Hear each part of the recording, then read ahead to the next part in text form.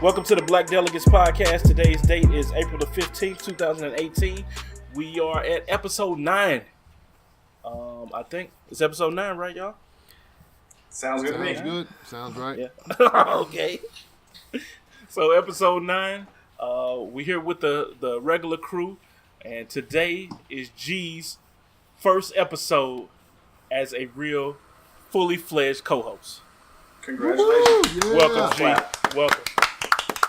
3 episodes in a row. You made it. Certificate of how's it completion. feel, man? I'm turning up. Speech. I'm turning up, man. I'm turning up. I don't know what to say. Thanks for joining us, man. So, let's see. We got Paul. You ready? Ready for this? All right, here we go. I'm ready, Paul.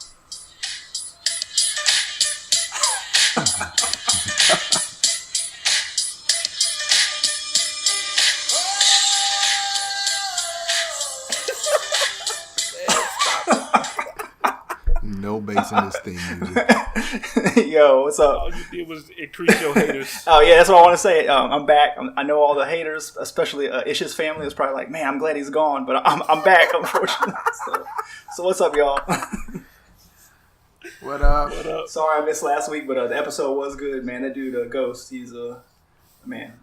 I was listening to him and I was like, man, I need to go read a book or something. I'm dumb as hell. So I was like, man, I need to learn something here because this dude is. He got the good voice too, man. He's definitely he should be in radio or something, man. So I thought I was really impressed with the podcast. It definitely sounded better and probably was better without me. But I'm here to make it worse, guys. So let's rock on. Make Don't worry, podcasts Paul, worse I'll ride again. So, Paul, you was talking about you wanted the alias, man. You didn't want to go by Paul no more. So, what's your alias? Did you figure one out? Box wine Papi. That's what I want. Champagne Papi. I want to be Box box wine wine Papi. Papi. That's right, man. Or malt liquor Papi. One of the two, man. I need something cool. But all y'all got cool nicknames. Ghost was on here with the smooth voice and the cool nickname, and I'm just regular old Paul. So I was like, man, I need something better. So I got to think of something. If anybody got some suggestions, let me know. All the haters out there, you probably just tell me to shut the hell up and get the hell off the show, but that's okay. I'll figure something out. Never. As long as I'm around, you're going to be in my wheel somewhere. So y'all ain't got to worry about it. Paul always going to be on here. We like Jay-Z and Memphis Bleak. If you see me on the track, he on the track. Can I borrow $100? Because that's probably what Memphis Bleak is doing to Jay-Z No. right now. Right. No. Quick no. All right, guys. All right. And we got Phenom as usual. What's up, Phenom? What's good with it? Happy to be here. Good. All right. So let's get into our weeks in blackness or whiteness if you're right. Paul. So I'm gonna swing it back around to Paul. Since you was gone, I'm gonna let you get first dibs, man. How was your week?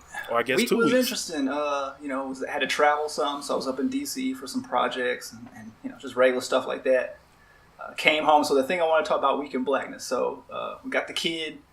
Having a biracial child is something I want to talk about. So, kids in preschool, public preschool, all this stuff like this.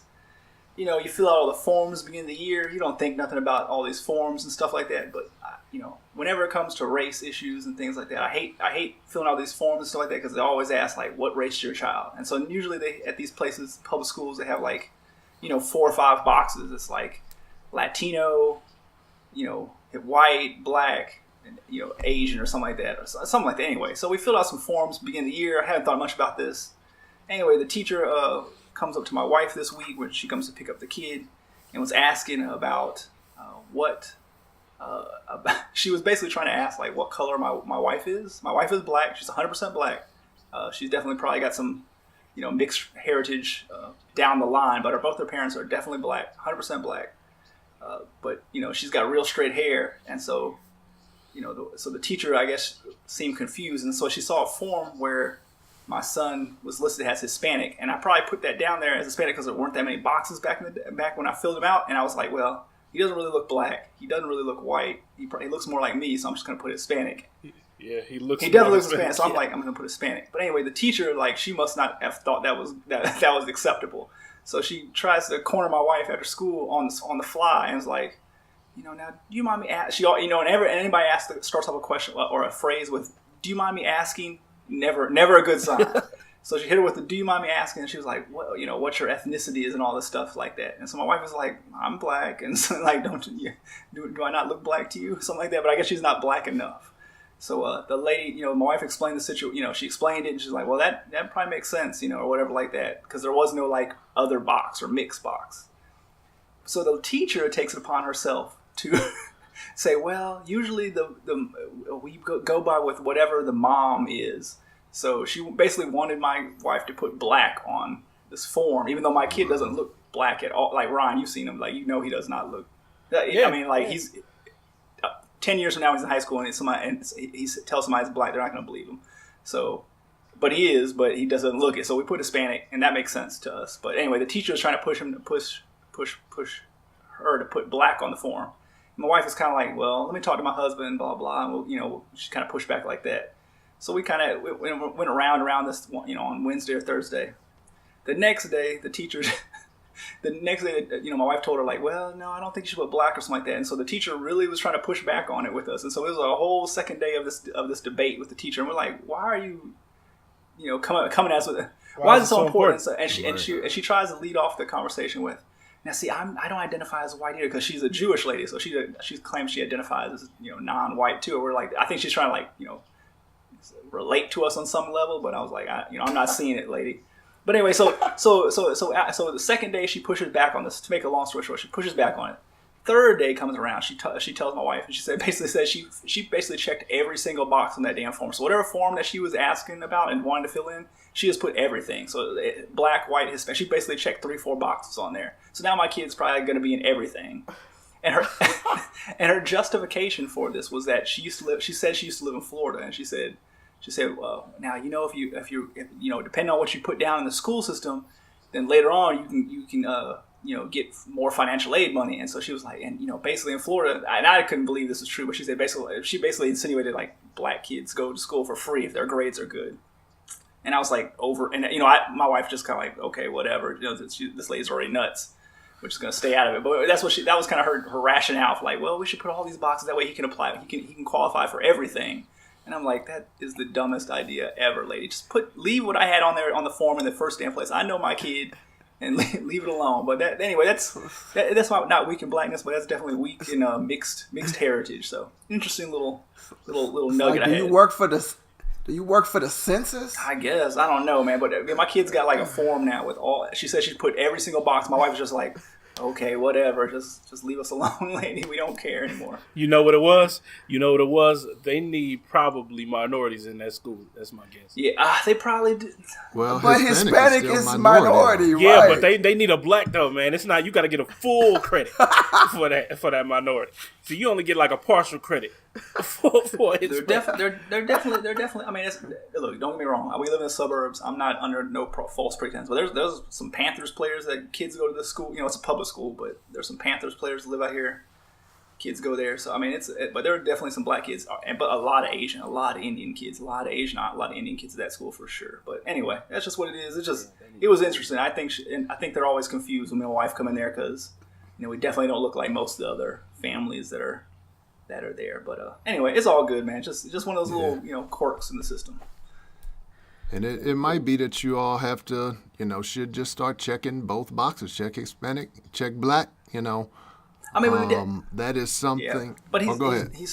We have, obviously I'm half white too. My wife must have some white people in her family or Native American. But my wife, she gets this question all the time about like, is she fully black? Is she, it's all like, she always considers herself fully black because she has 2 black parents, even though they are, I guess, probably lighter. Although they're not that light, but it's just kind of how it works. She's kind of lighter than her siblings, and so it just kind of works out that way. But I don't know. It's just weird questions you always have to field and stuff like that with these things. But yeah, real talk. I thought your wife was Hispanic or mixed heritage up until you said she was black. I think like when we started the podcast, like I was always under the impression that she was Hispanic, so I didn't realize that. But yeah, that's something that definitely goes on. And I will say this is, I always hate when people ask other people like, "What are you?" I get that all the time, dude. And I don't get this a whole lot. I used to get it from time to time because people say I look Middle Eastern, so people would think that I'm either mixed or something like that. But even when it's other people, when they're like, "What are you?" It's like, Dog. I don't know. You need to figure out a better way to ask that question, or just not even ask it at all, because it's just so. Especially in the South. In the South, opinion. like when I moving to the South, it's like, I mean, that's like the first question that people ask you. But like, man, I've had everything. I've had like Indian people come to me and ask me if I'm Indian. I've had Middle Eastern people assume I'm Indian. I mean, I've had everything, Italian, everything. It's just, yeah, it's kind of crazy. But anyway, just haven't heard in a while. But this was a little different because the school and the lady was so insistent on changing what I had put down. I was like, lady, I know what I am, and I know what my kid is. Just leave the form alone. But she couldn't leave well enough alone. So now my kid is every color in the rainbow. So we're good to go, man. Get all the scholarship. All the financial. Yeah, I love that. Anyway, guys, let's move on. So, what about you, G? How was your week in Blackness? My week in Blackness. I probably have to go with a conversation I had with a group of people. We discussed blacks in baseball. Ooh. And and the discussion came up because I was discussing how I primarily played baseball coming up, and that's how we got on the topic. And so we were discussing what's the issue with how come we don't have many blacks in professional baseball. And my reasoning was, it's an expensive sport, and it requires so many people to play. With basketball, all you need is a pair of shoes and a basketball, and you can play by yourself. You could just push shots up, work on your ball handling. Baseball, I mean, you need about at least 7 kids to really get a. You need 7 well-to-do kids because they gotta have all the stuff too. Right, and I brought up the point how you can see. You can go over a black kid's house and see a basketball, and they may have never played organized basketball, but they've played basketball, every day. Mm-hmm. If you see a kid with a baseball glove, he has played organized baseball. You don't see any kid with a baseball glove that hasn't played organized baseball. Yeah. And what's sad is that back in the day, I mean, we're all about the same age. Growing up, like, there used to be there was a lot of professional, major league, black superstars, and now it's hardly. Pretty much just a dude from Pittsburgh, McCutcheon, and then a couple other dudes here. He's still playing. But back in the day, you had Strawberry, Good, just legends out there. Barry Bonds, Bobby Bonilla, all these dudes. Yeah, Ozzie Smith. Lots over the decades, right? Just every team had there was like 1 or 2 good, really legit good black players on every team back in the 80s and 90s, early 90s, and now. When I was coming up, man, I was I guess that was my first love for real. Like, I was playing baseball all the time. Like, I was on teams and stuff like before middle school. Yeah, same here. And then I went to a school in the city, and they ain't have no team. They ain't have no grass. It was just like, hey, I want to play baseball, and they was like, oh, we don't have no baseball team. And so that was it for me. Like 6th grade, I was done. And I went, 6th, 7th, 8th grade, didn't have nowhere to play. And I credit that, when I was young, I lived in a predominantly white neighborhood, so baseball was introduced to me first. So, and when I moved into a predominantly black area, the quality of baseball that I was playing went down. Because not many black kids play baseball. I know in the hood we couldn't find nobody else that had a glove in the back. Right. It was it was difficult to find a team to play on, and I had a couple friends that wanted to play, and it was difficult for them to find a team to play on. Yeah, and the thing is too is that G and I grew up together, at some point, and even in the neighborhood where we were, there was still a baseball field in the neighborhood, which was a little bit odd for where we were at, because it wasn't like a big park. It wasn't like, there were leagues and stuff there, but there was just like a little small baseball field. So we would go out there and play corkball or whatever with, 5 of us or whatever. But even now you don't see those, especially in black neighborhoods. You don't really see baseball fields because the parks and things like that, they're just not utilized, or they're not in good condition. And like you said, a lot of it is just the cost to get in. You got to have a bat. You got to have some gloves. If you really want to play on the team, you got to have some cleats. Right, So, right. And then you talking about poor families who, poor families, to buy a pair of cleats, something that's, just specialized for that, as far as like with, Can't wear them joints nowhere else. right, like with basketball, a poor family, a pair of basketball shoes serves as everything. They're your hoop shoes, your play shoes, your school shoes, Church shoes. Everything, right. So, but like, what do you think? Do you guys think it's like any impact? Because it is like baseball is, for the younger kids, the ones that don't have the attention span, like it is so, unwatchable. Do you think that impacts at all? I don't even think it's that. I just think it's, the factors. It's not enough. It's not enough kids involved. Yeah. There's zero exposure. Yeah, early exposure. That's the key. Yeah, and then being able to get 9 or 10 kids to play to get a game going. But what's crazy is that baseball. You can make more money if your kid is good at baseball. You can make more money and have a longer career in that than any other. Even NBA basketball, even NBA. Maybe soccer is the only thing that's closer than close to that. Yeah, but I don't know about that. Not nowadays. The longer career definitely, but the NBA salaries have skyrocketed so much. Where if you're getting a max NBA contract, like you getting some nice bread. One thing, and I don't really want to talk about today because I really feel like this is a whole nother topic or podcast, but.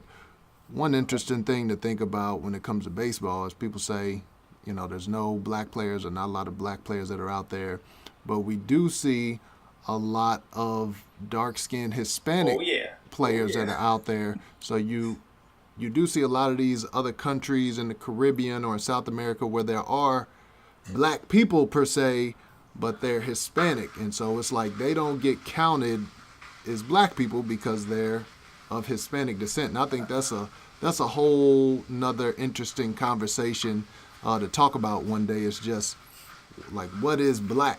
Because when you have these people from Dominican Republic or you have people from countries like that look black, but they just have that Hispanic heritage, like are they black or not? So I think that's a conversation for later. Do not call a Dominican black. They will not. Most of them will not appreciate that. I can tell you that for certain.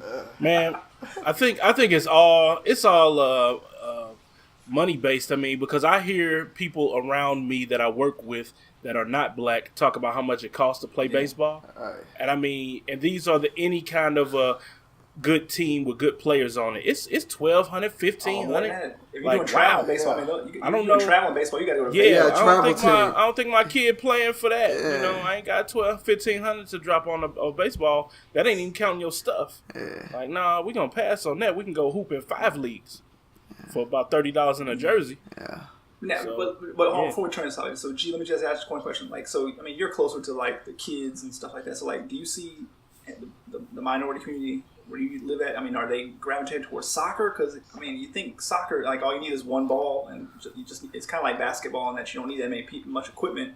But do you see people gravitating to that? Because I see a ton of soccer out in the suburbs where I'm living at. If they were exposed to it, they're not exposed to it enough. I do believe if they push soccer, expose kids at a young age to the sport, I think they would. Yeah, I think soccer could take off in the black community, but they're not exposed to it. Because I agree, it's a cheap sport and it's a ball. If you start them off young and you talking about kicking a ball to score, I think black kids will fall in love with that. Because if you really, because I'm not a big soccer guy. I started to get in soccer a little bit because my daughter played, and I realized it's not much different than basketball. When I watch plays develop, it's not much different than basketball. Ish, I know you play soccer in your free time, didn't you? I played soccer growing up. Like as a kid, I played soccer. Like in college and stuff. Yeah, in college, I had a bunch of African friends, and they love soccer. So I would just go out there with them. It wasn't that often, but I enjoy playing. I wasn't good by the time I got to be an adult, I wasn't good anymore. As a kid, I was good, but soccer in the black culture, it's like that's a game that you take your kids out to play, to kind of get that coordination. That's like the first sport that a lot of black kids play. I think that was the first sport that I played. It was at a little indoor soccer league. But it seems like the culture, we don't really see soccer is cool. Yeah. So once kids get past like 6, 7, 8 years old, then that's when they start going to, back then it was baseball or now it's mainly basketball or football.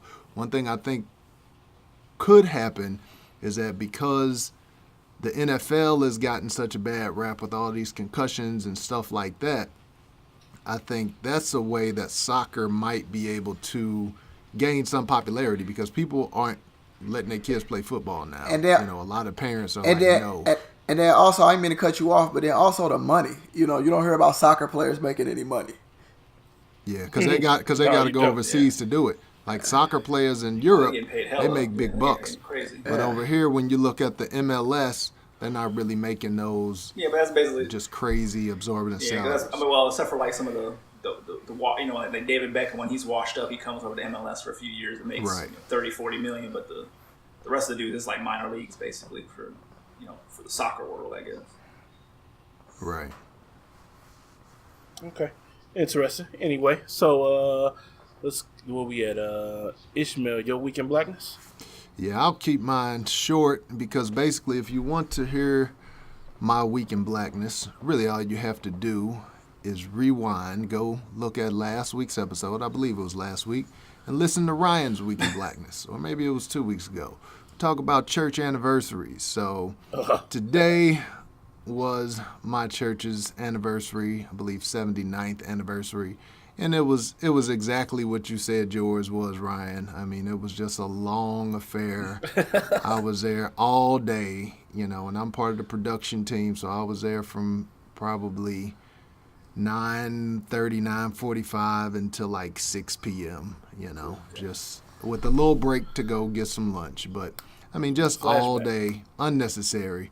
So that's all I'll say about that. Go back and listen to Ryan's Week in Blackness on the church anniversary, and you got mine right there. Because every church anniversary is exactly the same, right? Just the same. Matter of fact, we should just be able to put in a videotape of some random church anniversary. Don't even have it. Just put in a little videotape, play that for whoever want to watch it, and call it a day. I agree. All right, so my week in blackness I will talk about because my blackness was definitely tested this week. It was stretched. I had a work thing where the owner was taking us all out. Like I said, I'm the only black person in my company, and I believe the first black person in my company. Oh, yeah. And so my wife and I, everybody's spouses were invited to an overnight trip. All expenses paid, which I'm very thankful for because it was fun. But at the same time, first thing on the agenda was there was like, get there at noon and then we're going to go on a riverboat cruise at 2 p.m. And I was like, buddy. Man, like as soon as I got to get on a boat. You know what I'm saying? Like I can't swim. I don't get on no boats. I mean, I don't know how everybody feel about boats. Yeah, man. So you got drinking. Everybody was drinking and everybody's on a boat. Yeah. But that ain't something I do. And I told my wife I wasn't really sure what kind of boat this was. I'm like, it could be one of them little speedboat kind of things because it ain't that many of us, or they can have a tiny, a little bigger boat, what I'm saying, that only fit maybe 10 people. So I was worried about that. I'm like, man, I hope it's like a ferry or something because I said, I don't care what happened. If I have a final destination moment, I said, I'm calling it and I ain't going. I don't care because I ain't finna die like this. Because once white people tell you, let's all go get on a boat and start drinking, I feel like this is those things that happen when black people die. Say that the history of white people getting on boats and going with white people just isn't so great. Yes. Yeah. When y'all want to go white people in, if you start talking about float trips and let's go whitewater rafting, nah, bruh. You can keep that. I'm going to be standing on the shore and I'm cool. You know what I'm saying? I'll come back and pick y'all up and drive y'all back home. But yeah, man, we got a chance to go out there. It was weather was okay. It got a little rainy here and there, but it was still cool in the middle of the Mississippi. And I'm just like thinking of all the ways I can get it back to shore if I needed to. how many people I had to knock over to get to the flotation devices if I had to. How fast would the ship sink?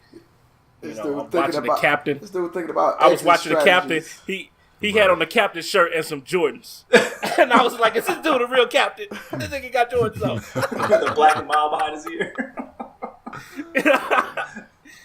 He was a white dude too, but yeah, man, it worked out. It was cool. We made it back to land safely, and everybody was talking about how proud of me that they were. I don't know why, but I just told them that I wasn't really comfortable getting on a boat. Was it a nice boat? It was a tour. So it had restrooms and upstairs, downstairs, that stuff. Okay. Yeah, it had a bathroom upstairs, downstairs. Yeah, one of those type of boats. Yeah. But first time I ever been on one. My wife was overly excited. I don't know why.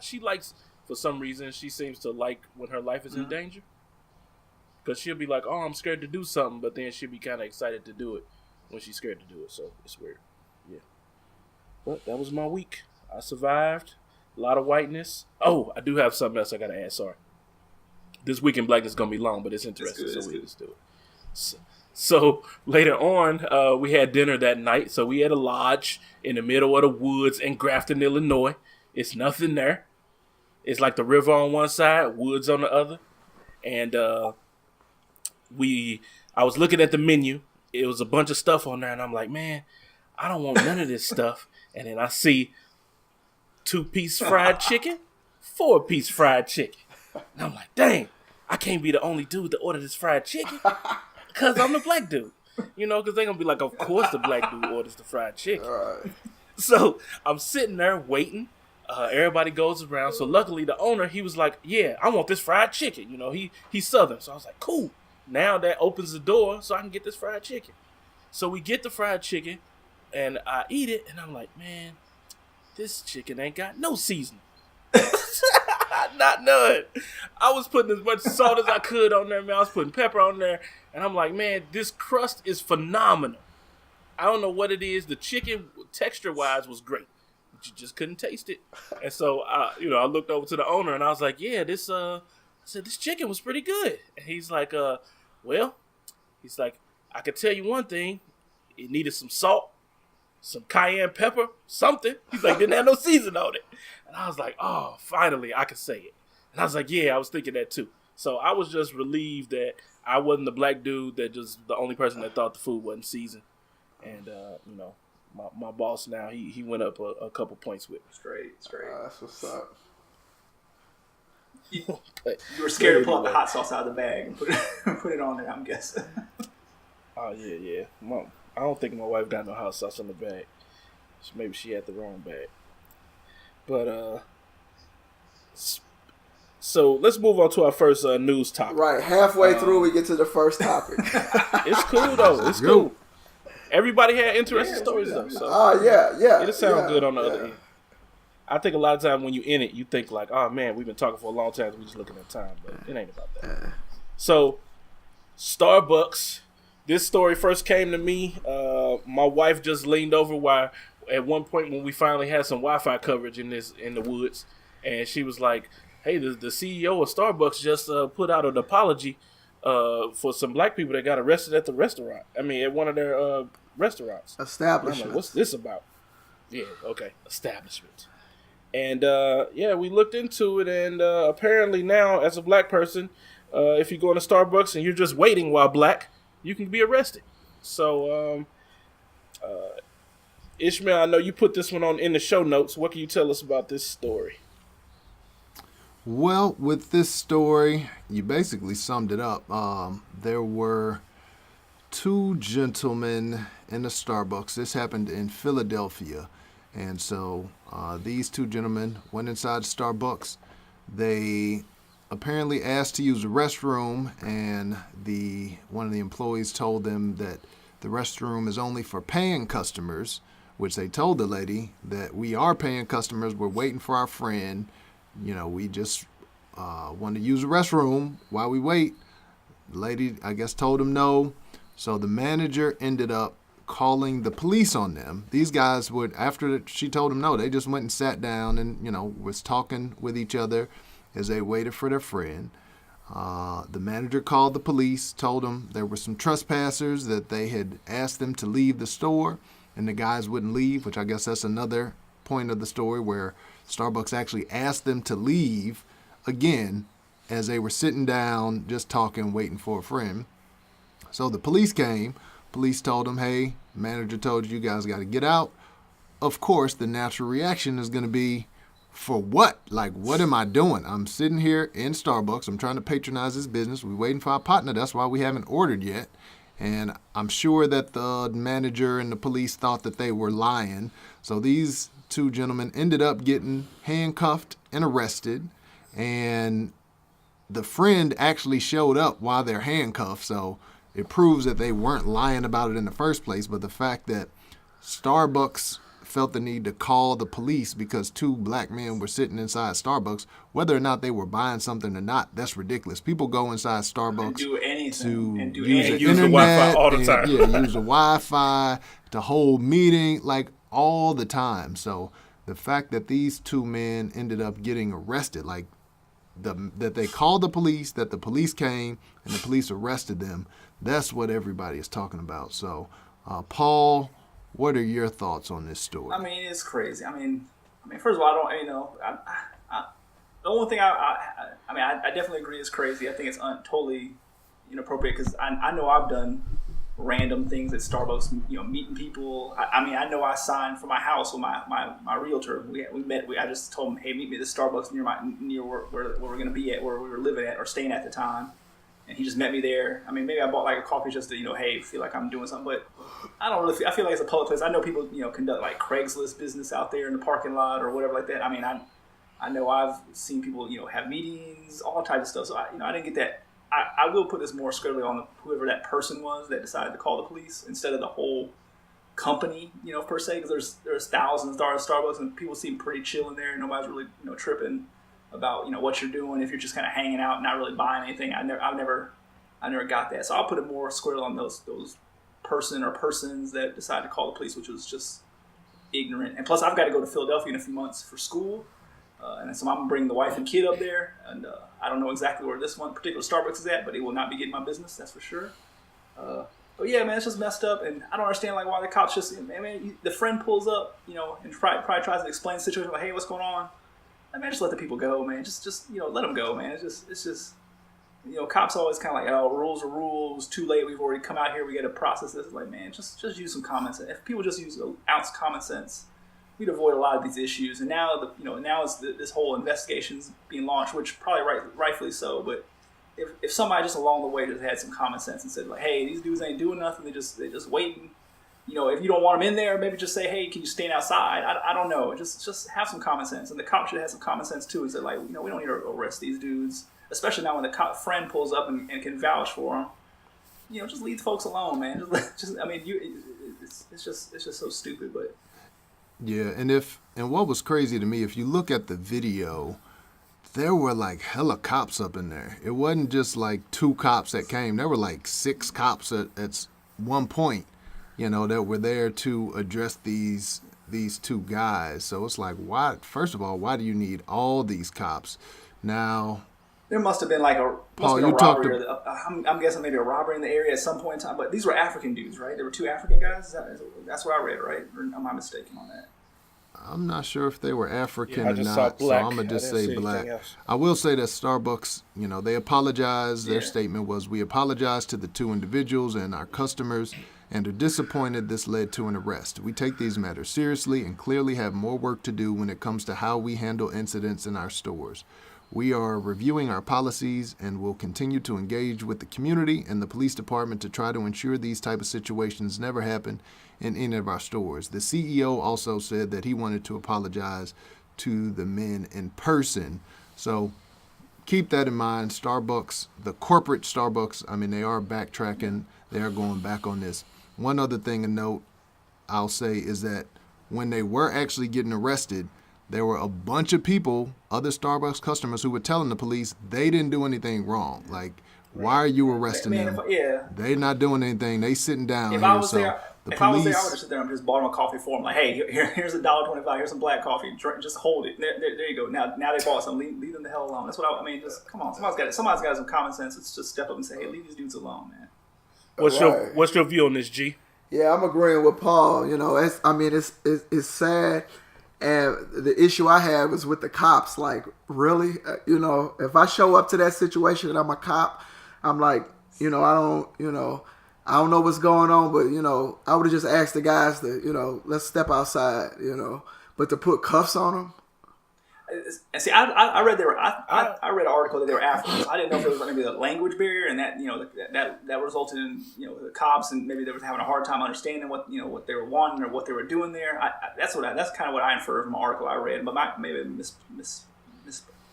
No, I think you could hear him talking a little bit in the video, so there was no language barrier or anything that was a problem from what I understood, unless that was people talking in the background. But it sounded like you could hear them. But so I want to bring up, I guess, in this situation, because I agree with y'all 110%. But in this situation, who's more at fault? Is it the Starbucks manager who calls the police? Because once you're the police and you're there, and this is a private establishment, and they ask you to leave, the police have to escort you out. They don't have a choice. And if you won't leave, they have to take you out by force, I would assume. So it's like once they're called, they have to do their job and do whatever. Like if I call somebody and say, hey, I want them out of my house, they got to come get you, man. It don't matter whether you was doing anything or not. But were they, once the police got there, would they not leave? Were they belligerent? They weren't belligerent. I don't think they're belligerent, like, why would but I have to leave? Yeah, they did, I guess, refuse to leave because they're like, why should I have to leave? Okay. They was cool. Everything was cool. They handled it well. They even stood up and let them cuff them. You know, it wasn't nobody on the ground or nothing like that. It could have went real south real fast.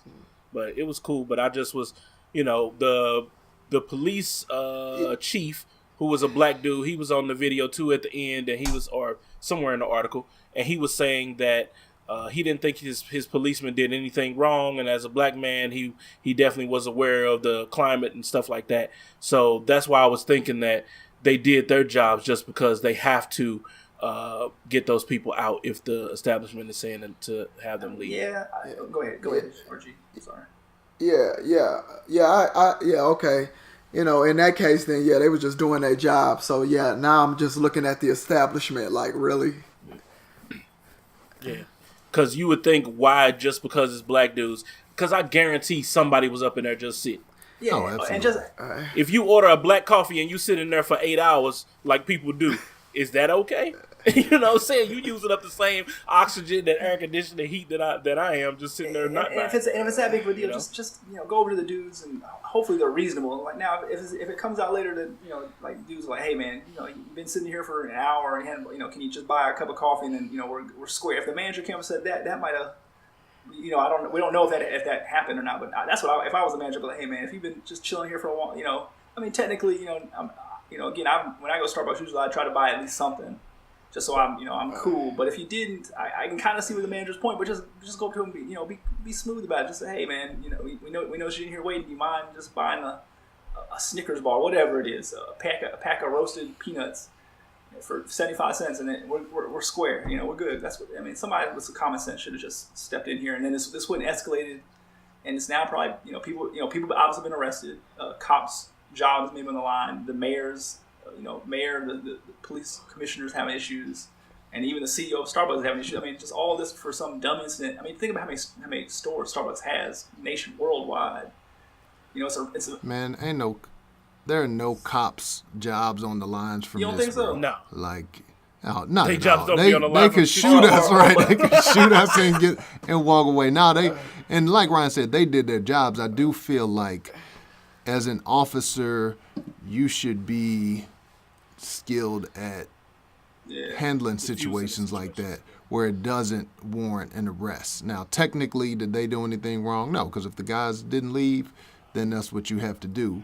But we've seen in a lot of situations where police officers have the discretion to make different decisions or to try to talk and plead with people to do certain things. So I guarantee if that was a 16-year-old white kid or even a 30-year-old white woman, that there was a much less likely chance of getting arrested. They would have tried to talk and negotiate or maybe even talk to the manager and say, hey, she's really not doing anything. Do you really want to go this way? So luckily, the Starbucks didn't press charges because they knew that they were in some doo-doo. So the guys ended up getting released and there's no charges filed with it. But still, it's a whole lot of just silliness that just didn't have to take place.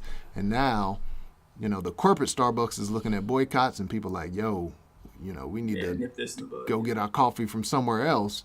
And it may have just been something at this particular location. Yeah, or is it a cultural thing? We don't know. Yeah, isolated incident. It's funny, actually, talking in the group chat, guys, like, just steer us a little bit away from the controversial area, but, like, that show, The Last OG, when you see the second episode, it actually is about a coffee house, and he goes in there, and kind of this whole first scene kind of plays out like he comes in there, and so the dude, at first you think he's like a cop or something like that, he rolls up on him and is like, hey, man, you're basically in here for no reason, you got to get up out of here. And it's kind of funny that episode came out just, a couple of days for this incident right here occurred. But yeah, so it was kind of like playing out there where he's like, hey, you got to get up out of here. This is a coffee shop, man. You can't just be hanging out here. Hey, I must admit, as a black man, I worry about any time I go into the store and don't find what I'm looking for and have to leave empty-handed. Because I always think that at some point in time, somebody could think that I stole something. Yeah. I feel like a creep anytime I do because you checking your phone, like I'm looking on my grocery list, my phone going in and out my pocket. All I need is one idiot to be like, he stole something. Right. And then you think about it, you might have just bought some gum at the gas station or something, and you only ate a piece, and you're like, oh man, they're gonna say I stole this gum. So yeah, that happened at the lodge. That happened at the lodge when I went to the my wife had gave me a candy bar, and I put it in my pocket, and I went into the gift shop, and I had it in my pocket, and I kept putting my hand in my pocket because I'm like, what is this in my pocket? And it was a candy bar, and I just kept thinking like, dang, like I got this in my pocket. Like I'm constantly telling my son and stuff like, don't bring your toys in the store. They might think you stole it. Like just leave it in the car. Don't bring nothing. Right. And yeah, man, that's still the case 38 years later for me.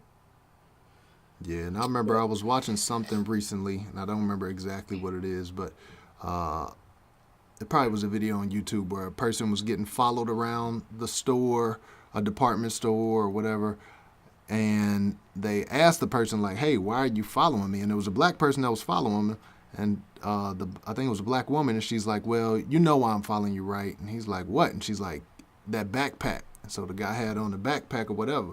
And he's like, okay. He's like, well, what about that backpack? And pointed at a white lady with a backpack. What about that back? And he pointed out 5 or 6 different backpacks that white people had on, and nobody was following them. So this is definitely something that I think we've all experienced at some point in time, and it's a shame that in 2018 we still had to deal with stuff like that. Right. Can I tell you a funny Starbucks story real quick? So one morning, I went into a Starbucks one day. I was really asleep. Have you ever been to Starbucks? Some places they have it kind of fancy. They have like mugs and all kinds of like little, just random crap you can buy. Anyway, so one morning I went in there, still kind of groggy. It was probably like 6:15 in the morning or something like that. I was just gonna give me a quick fix. I was really tired. I think it was like when I was in grad school, so I was probably up like the night before. Anyway, for whatever reason, they decided to have all these mugs, these porcelain coffee mugs, like basically a pyramid right there. Man, I bumped into that damn thing, barely bumped into it, just like kind of stepped back into it, knocked that whole damn thing. I mean, I was so embarrassed. I knocked over the whole. I'm thinking like, but look, so I'm like, I just pulled out my wallet. I was like, man, whatever, just charge to the game, man. Just get whatever, just whatever was broken, because there must have been like. There must have been 30 or 40 on that thing, and I must have knocked over and broken. I could just look it down there and see there was at least 7 or 8 broken. I was like, I'll just pay. I just told the dude behind the counter. It was like some young kid. I was like, man, whatever. Just put it. I'm so embarrassed. I mean, it's so loud. There were women in there. People were just early in the morning. I'm looking like a complete idiot. But dude was like, nah, man, you good. That's all right, Paul, because you pulled out your wallet. They knew that man, look. Right. I felt so small. I felt so dumb. But man, the dude was cool. The dude was like, nah, man. He was like just a young, kid from Memphis. He was like, nah, man, don't worry about it. It's cool. It happens all the time or something like that. I was like, you sure? I was like, man, I tipped the dude like, whatever. I put like whatever, Put him in the tip. Tip them. Put him in the tip. Yes, I tip that dude Whiteness. because it could have been $70. How much? You talking about whatever? I probably had like a $10 bill on me at tops. That was probably it. $10 tip. Hey man, did not have to pay $70 to give a 10? Did not have to pay $70 or $80 or $90? Yeah, I definitely do that. And the dude looked out for me. That was love right there. I'm gonna need you to swipe this tip.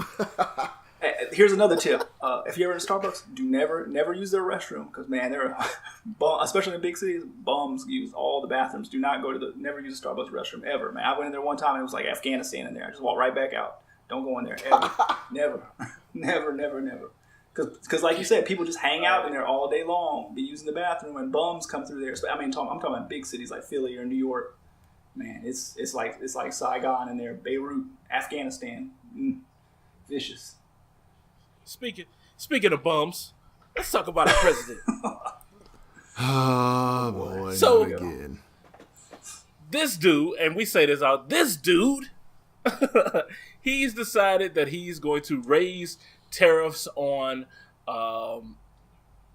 imports from China because there is a big divide, of course, in the trade deficit between our two countries, where they're taxing, let's say, cars at a 25% rate, and we are taxing their cars coming back here at 2.5% rate. So huge disparity.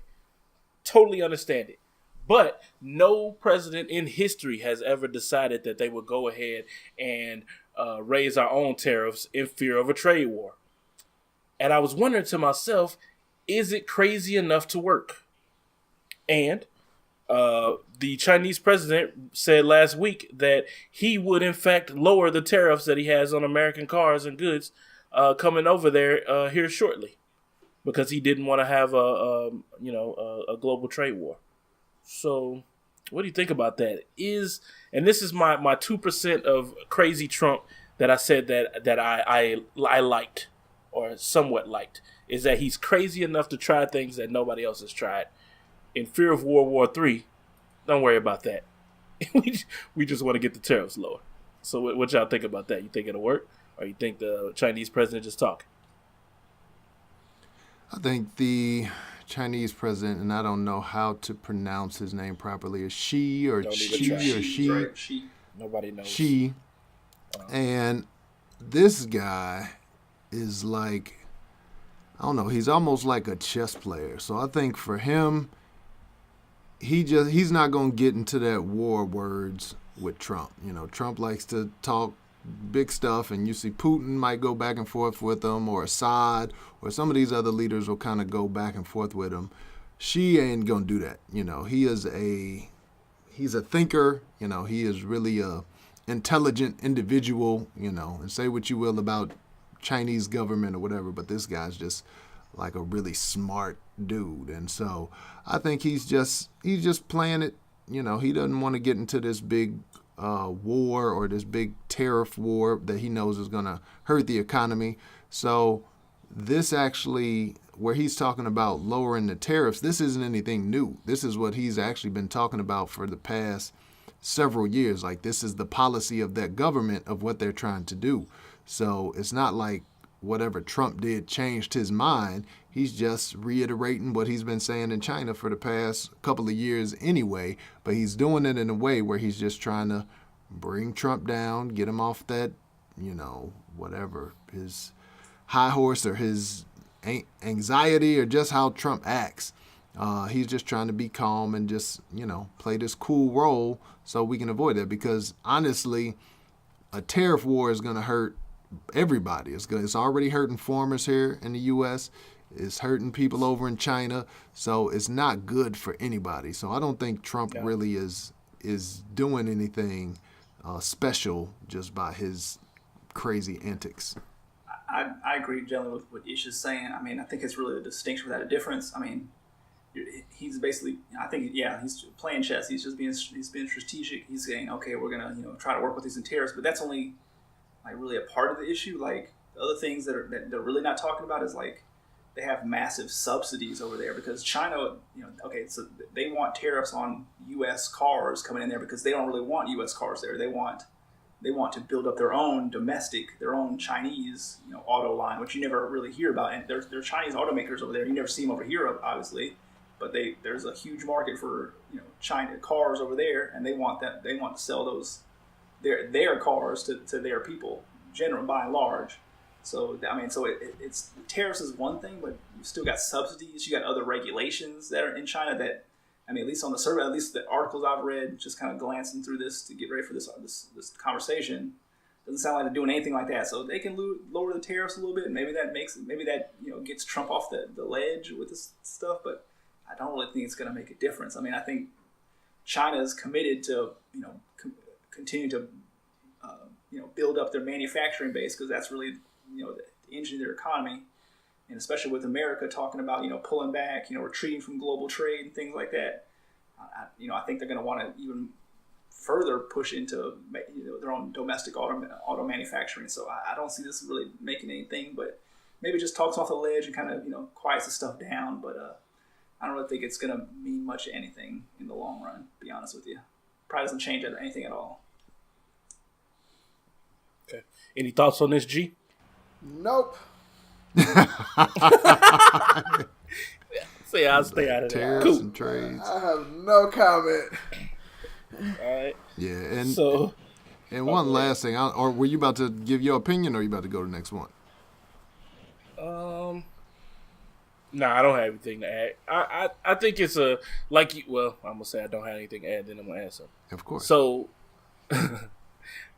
I agree with y'all. I think the Chinese government knows that they don't want it with us, for the most part. Not that they're scared of us, but war is bad for everybody. Any kind of war, whether you're talking about guns or you're talking about a trade war. Their people make stuff that we buy their stuff, we need their stuff, they need our work, etc., and that's our symbiotic relationship. One of us falls, the other one falls. So it's real important that we kind of keep things on the up and up, and I think that's what he's trying to do. I think it's a diplomatic move. He knows, he's smart, and he knows good and well that the trade deficit is super large. You can't look at a 2.5% deficit and a 25%, that's a big deal. So that needs to be shortened or whatever the term is. So we got to fix that. So hopefully he actually does it, and maybe it'll help us out a little bit, and then we can help them out a little bit, because now we need some of our American cars over there too, and I would like the opportunity to build. But the problem with that is that there is no market for American cars. There are some over there. There definitely are American cars over there. Don't get me wrong. But the problem with China is that there is no middle class. You have, even though it's a communist country, there really is. There's the wealthy that can afford whatever, and if they're really rich, they're wanting Ferraris. They don't want no damn Ford or no Dodge or anything like that. They want something exotic or something nice. And then for the poor people, they have no car. So there really isn't much of a market for American cars, and on top of that, you've got Chinese companies that are trying to build their own domestic auto base. So the Chinese government wants Chinese people to buy. If they're going to buy middle class, lower class people, they want them to buy their own cars. They don't want any other foreign competitors coming in there.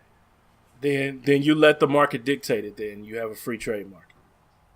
That tariff stuff is not cool.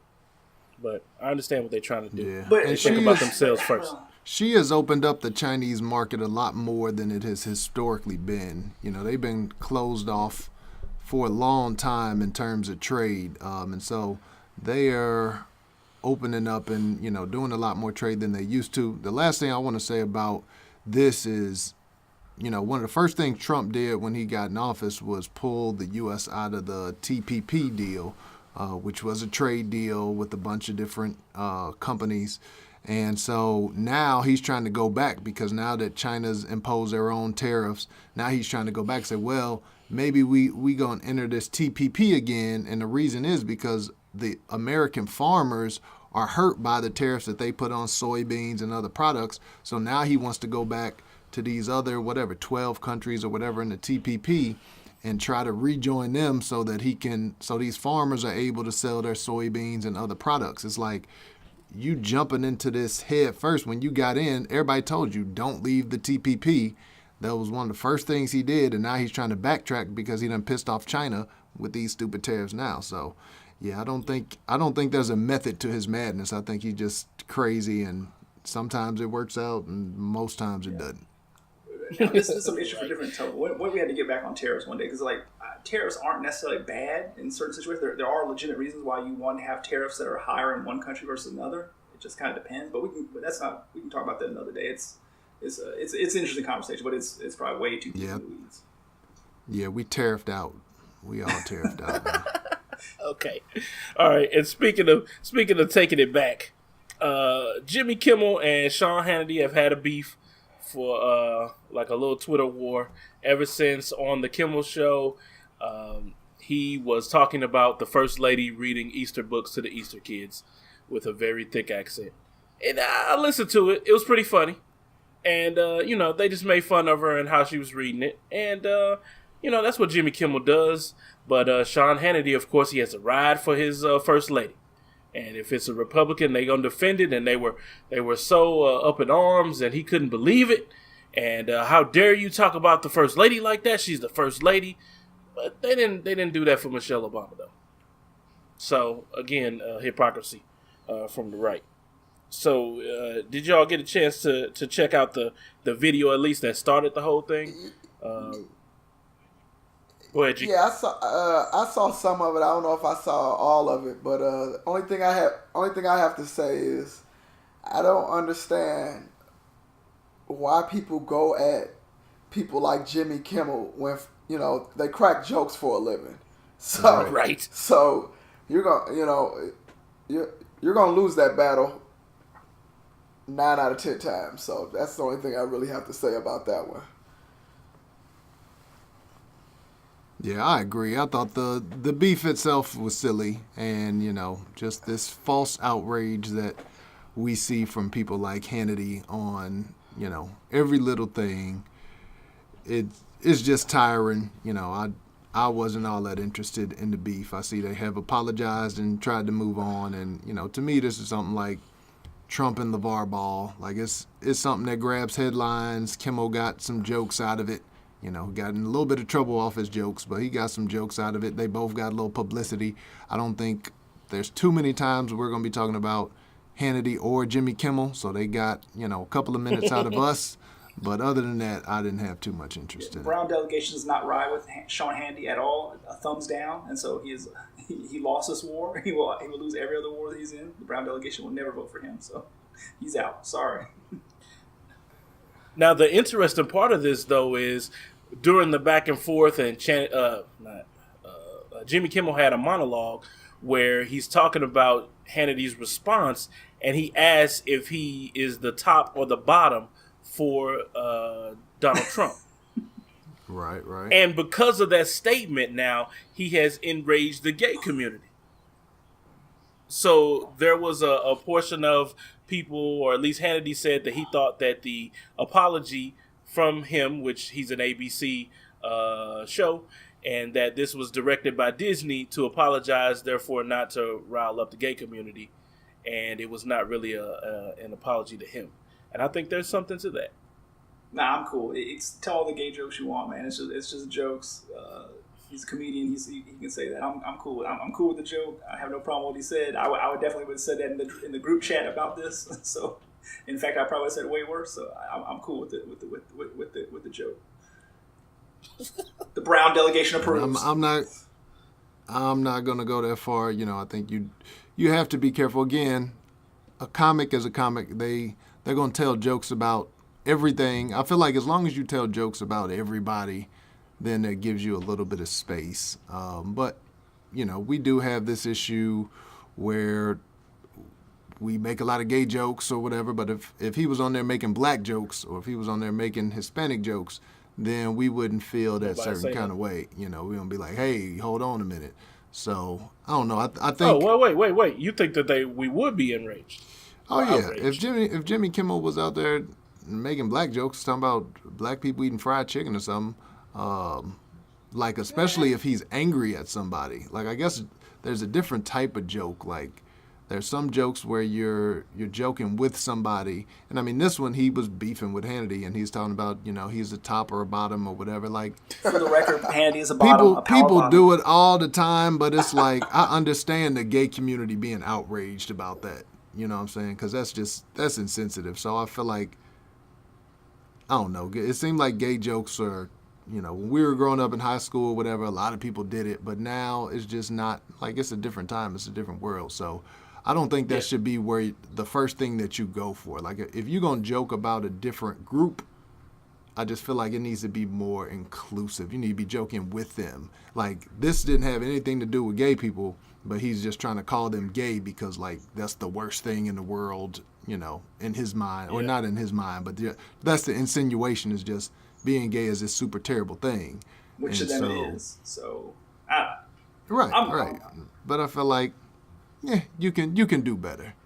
I'm good. I'm good. I'm good with all the gay jokes. Make them. It's totally fine with me. If it was a funny Hispanic, if it's funny, it's gonna be funny. So if we're talking about Hispanic people, although he's saying Handy's obviously not Hispanic, I'd have to see it, but it'd be funny. If it was funny, I'd ride with it. Plus Jimmy Kimmel, he's cool with me. He's always done right. So I'm good with this. Yeah, okay. That's what I say. Send all your hate mail. Send all your hate mail to Paul at thebrowndelegation.com. Right, exactly. And like I say, if it's just a joke, if it's in fun, like I'm not that oversensitive person, but I feel like in this situation it was unnecessary. There's a lot of other things that you can make fun of Hannity for instead of just calling him gay. Gay for the president. Ugh, it's a frightening picture. Anyway, Handy's a bottom. Let's move on. Let's move on to lighter news. Down goes Merica. This was one Paul submitted from Deadspin. Paul, I'm gonna let you introduce this story because I know you gonna have fun with it and enjoy it. Bring us up. Go ahead. Let me get this dude's name right. So just to make sure. Okay, so there was a boxing match this weekend. I think they were featherweights, I believe, not big dudes.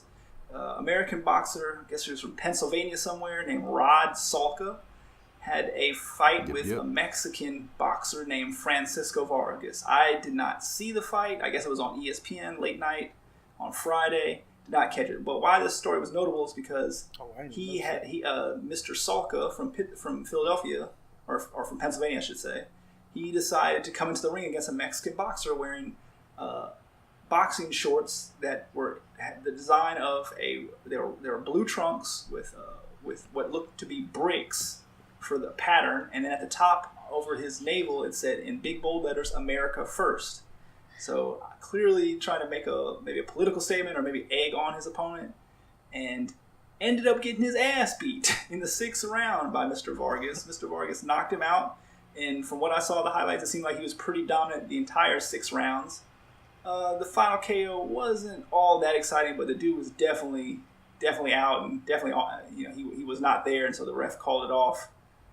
But I just don't understand why you do this. Like, I mean, you're making a point, but you're going to the ring. There's a good chance you might lose, and why get? I mean, this is basically like on Mario Brothers when you find like the power up. You're just giving a Hispanic dude a power up button bar by hitting by wearing these shorts the whole time. Just want to tee off on you. So I'm glad the Hispanic dude won. This is definitely a win for the Brown delegation. The first of many to come. I wish he had knocked him out a lot worse. But definitely was digging the story. I probably replayed this about 4 or 5 times too many over the weekend, but definitely dug it.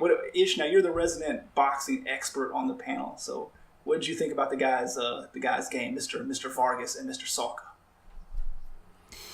Well, first of all, I'll make a little correction. I think the end of the fight, the referee didn't stop it from a knockdown or whatever, and this is really more impressive or shows more about Salka, is that he actually quit on his stool. So he was knocked down, he got up and beat the count, but in between rounds, like in the 6th, he quit on his stool. So he basically said no mas after he wore this America First trunks. I think he got what he deserved. Rod Salka is a guy, he's been around for a while. I think he's 35 years old, has a record after that fight of 24-5. I've seen Salka box before. He's a guy who He's a decent boxer. He's had a couple of title shots, but he's never won. Like, he's kind of reached the world-class level, but he wasn't good enough to be a champion. Dude has no power whatsoever. I'm talking about he could punch you as hard as day, and you probably wouldn't even feel like a mosquito bit you. And so I think he has, 4 knockouts? 24 wins, only 4 knockouts. So the dude punches like a pillow. And I mean, just having the audacity where you going in against a Mexican opponent, I think it was partially a mental game. Like, because he doesn't have any power, he wants his opponent to come forward and try to attack so he can move and counterpunch and yada yada. But it just ended up backfiring, and he paid for it by going down a couple different times, and he just looked like an idiot. Like, you do this, you wear these shorts, and then you get knocked out. Like, you're a dummy. Anything on this one, G? Yeah, shout out Phenom, our resident boxing expert. But basically, man, hey, walk it like you talk it. Hey, if you're gonna wear some shorts like that, you better bring it. And apparently he didn't bring it. Hey, what would have been nice would have been if the Hispanic dude won, man, he should have pulled them shorts up off. Man, exactly. While he laying on the canvas. I'm talking about while he laying on the canvas, just yank them suckers up off of him. Just throw them out the ring. Real talk. That's what I wanted to see happen. Real talk. I was really hoping the dude would just go and lay this dude back out in the corner after he was knocked out in the 7th round and couldn't get back up. Just go to the corner and just knock his ass out again. That's what I really wanted to see. But real talk. Okay, so going back to our conversation a few weeks ago. So if Biden and Trump were to ever step into the ring, would Trump wear these shorts? I feel like he would. He'd have to wear a tank top over him because he doesn't want to show off the belly. But I think he'd wear these same shorts. I don't want to imagine Trump in shorts, man. Thank you for just ruining my night. You ruined my dinner. I'm already talking about Starbucks bathrooms. It can't get any worse than that. Yes, it can.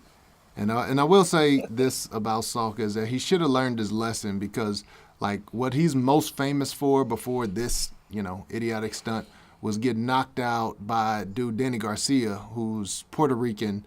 And so, I mean, it was just like a vicious knockout, just knocked flat on his back, corner threw in the towel. I mean, just a bad highlight reel knockout. So you already lost to a Hispanic guy in your most famous fight, and now you do this and end up, just becoming basically a meme on social media where everybody laughed at you.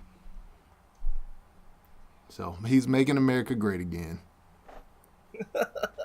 One knockout at a time. All right, so hopefully, we wish him and his people well. They taken a lot of L's lately, but he got one that he deserved this time. So I'm cool with that. If you step into the ring with them shorts on, you better be prepared to knock somebody out. Right. Yourself, not get knocked out. That's embarrassing. I am. Walk it like you talking. Like you talking. That's right. Right. Now he about to be like a Fox News commentator talking about the violent Mexicans coming across the border.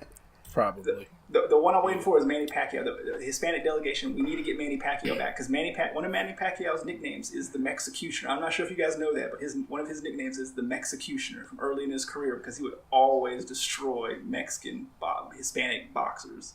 So they started calling him the Mexicutioner, and like that's one dude we got to get back. I love Manny, but man, that was a funny nickname they gave him, and for some reason it stuck. Yeah, Manny getting up there now. Manny, I think he's 40 plus this is now. One of the Hispanics. We got to get somebody to go out. Get that payback. But he is forever known as the Mexicutioner, which is a funny nickname. I know he didn't give it to himself, but people gave it to him, and it was definitely deserved because he was knocking cats out back in the day for sure.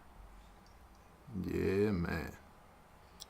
All right, so I think that's it, man. We're going to hold off on this last topic. We can use this another time. So we're going to bring it to a close because this has been a fairly long podcast that, even though I didn't expect it to be. So, Ishmael, where can they find us? Yo, you can find us on Twitter. We are at Black Delegates. There is an underscore between Black and Delegates. We are also on Facebook at Black Delegates Pod.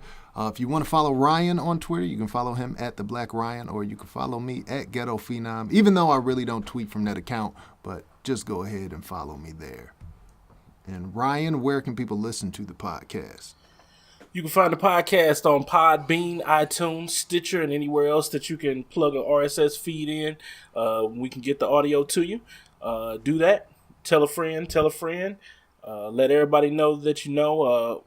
I always like to see some 5-star ratings on iTunes. So if you can, please rate the podcast. It helps us out, help us to move up the ratings there and be seen by other people. I want to branch this out to people that I don't know, because I think right now we are the number one podcast amongst my family. We are number one podcast amongst my friends. So yeah, I think there we winning. Gotta so start we're somewhere. Gotta start somewhere. Yeah. Everybody that knows me, we number one. But I'm trying to move into people that I don't know, so we'll see how that goes. We branching out.